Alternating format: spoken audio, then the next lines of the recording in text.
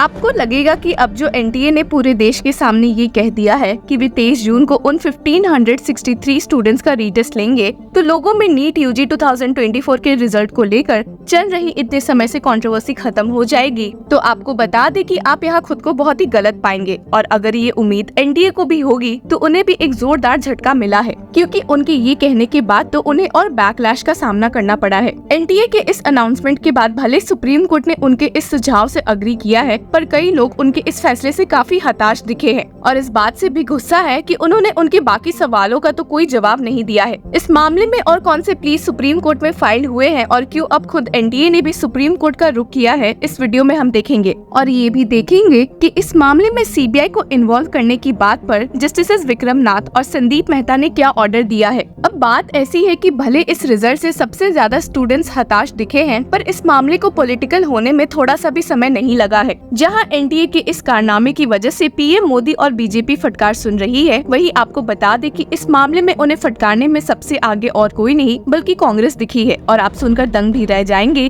कि कांग्रेस की ओर से भी इस मामले में एक केस फाइल की जा चुकी है। बीते दिन जैसे ही एनटीए ने सुप्रीम कोर्ट बेंच के सामने ये बात रखी कि वे ग्रेस मार्क्स रिजल्ट को कैंसिल करने वाले हैं, उसके बाद ही उन्हें फटकारते हुए कांग्रेस प्रेसिडेंट मल्लिकार्जुन खड़गे दिखे हैं, जिन्होंने अपनी ट्वीट से पीएम मोदी को खूब डांट लगाई है। अपने इस ट्वीट में उन्होंने कहा है कि ग्रेस मार्क्स के अलावा इस पूरे मामले में धांधली हुई है और मोदी सरकार बच्चों के भविष्य के साथ खेल रही है। उन्होंने तो ये भी कहा है कि मोदी राज्य में पिछले 10 सालों से पेपर लीक और धांधली की समस्या देखने को मिली है। हालांकि इस ट्वीट का एक पलट जवाब देते हुए एजुकेशन मिनिस्टर धर्मेंद्र प्रधान सामने आए हैं, जिन्होंने कांग्रेस पर पलटवार करते हुए कहा है कि छात्रों के भविष्य पर राजनीति करना कांग्रेस की पुरानी आदत है। राजनीतिक रोटियां सेकने के बजाय कांग्रेस को भारत के विकास में योगदान देना चाहिए। इस मुद्दे पर जिस तरह की राजनीति की जा रही है वो केवल भ्रम फैलाने की कोशिश है और इससे विद्यार्थियों की मानसिक शांति पर असर पड़ता है। और सिर्फ यही नहीं बल्कि आपको बता दें कि एनटीए ने इस मामले में कंफ्यूजन को कम करने के लिए एक ट्रांसफर पिटीशन अब सुप्रीम कोर्ट में फाइल कर दी है, जिसमें उन्होंने ये मांग रखी है कि पूरे देश में फाइल किए गए cases against NTA supreme court में ट्रांसफर किए जाए, ताकि हियरिंग के दौरान सारे केसेस की जांच और हियरिंग एक साथ हो जाए।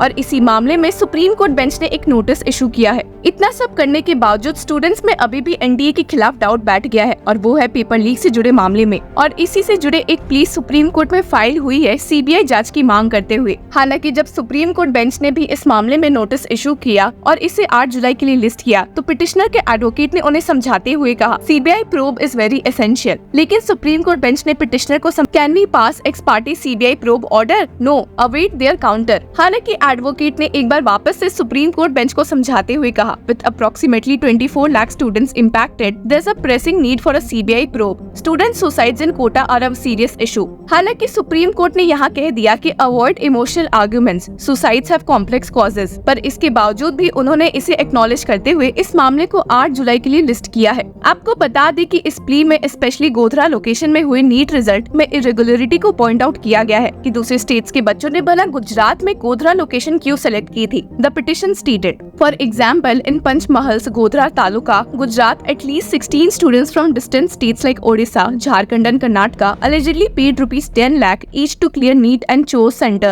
at Gujarat, that is Jai Jalaram School as their center despite being from other states। आपको बता दें कि इस मामले में गुजरात पुलिस ने एक केस एक टीचर के खिलाफ रजिस्टर किया हुआ है। वो offer to solve the NEET exam after accepting ₹10 lakhs। पिटिशनर ने इस प्ली में कहा है कि पुलिस के according These 16 students, part of a group of 26, opted for this remote center and their names were found on lists recovered from the prime accused, Tushar Bhatt, a geography teacher at the school and a superintendent of the NEET center। Plea में ये mention था, the unusual choice of center highlighted the need to investigate who directed these students to Godhra instead of closer locations। Some students travelled over 1000 kilometers to take the exam at the center, appearing on a list of suspected malpractice। Godhra के अलावा इस मामले में petitioner ने पटना बिहार में भी हुए paper leak पर एक रोशनी डाली है और कहा है कि वहां पर साफ साफ एविडेंस मिला है बिहार पुलिस को पेपर लीक की वजह से। और इसी को ध्यान में रखते हुए the economic and cyber crimes division Bihar police has taken over the investigation from the Bihar police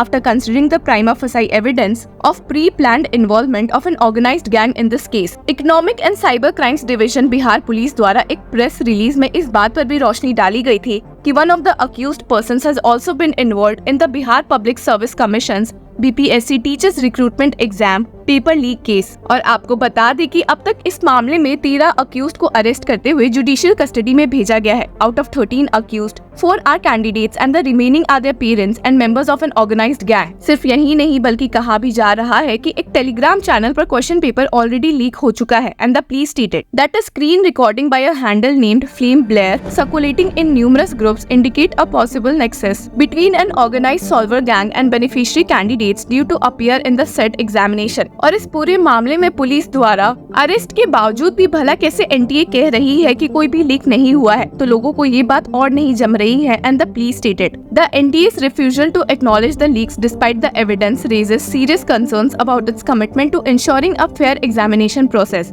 This denial also casts doubt on the NTA's ability to conduct secure and transparent examinations. इस मामले में petitioners की क्या मांग है supreme court से, चलिए उस पर भी एक नजर डाल लेते हैं। Direct NTA to conduct fresh NEET UG examination 2024 after adopting necessary measures to prevent paper leak and other malpractice. State the counseling and admission process based on NEET 2024 during pendency of the writ petition and direct NTA to preserve and furnish the entire record of NEET UG 2024 examination before this honorable court and issue appropriate guidelines to prevent any further incidents of paper leaks or administrative errors. Direct the Central Bureau of Investigation to conduct thorough investigation. Issue appropriate directions to the DGP State of Bihar for producing the records and status report charge sheet if any pertaining to the investigation conducted in the mass level paper leakage. और इस मामले से जुड़े Congress leader Alok Sharma ने कौन सा public interest litigation file किया है, उस पर भी एक नजर डाल लेते हैं। देश में जो इसमें लगभग 23 लाख के आसपास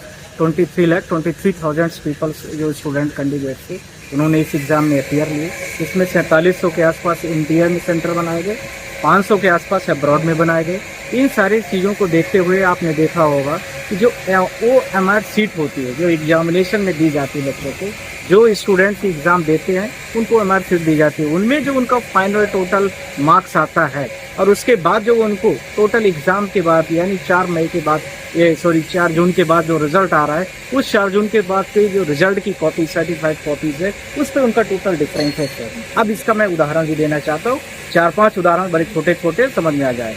पहला, कुछ कैंडिडेट ऐसे भी हैं जैसे मान लीजिए कोई 480 मार्क्स पाता है, 480 मार्क्स में उसकी OMR सीट का मार्क्स है, अब उसको जो सर्टिफिकेट मिल रहा है वो 400 मार्क्स का मिल रहा है। ऐसे ही किसी ने 316 नंबर पा रहा है OMR सीट में, पर उसको यदि ओरिजिनल सर्टिफिकेट दिया जा रहा है तो 300 नंबर की, यानी 16 नंबर का वहाँ यहाँ पर घोच पोच है और उसके पहले वाले में अलग है। इसी प्रकार से बहुत सारे कैंडिडेटों का जिनका कम रैंक है उनको टॉप में लाया गया है, यानी उनका स्कोर ज़्यादा दिया गया है, और जिनका ज़्यादा स्कोर है उनको कम रैंक में दिया गया है। इस तरह के उदाहरण है, ये दूसरा है।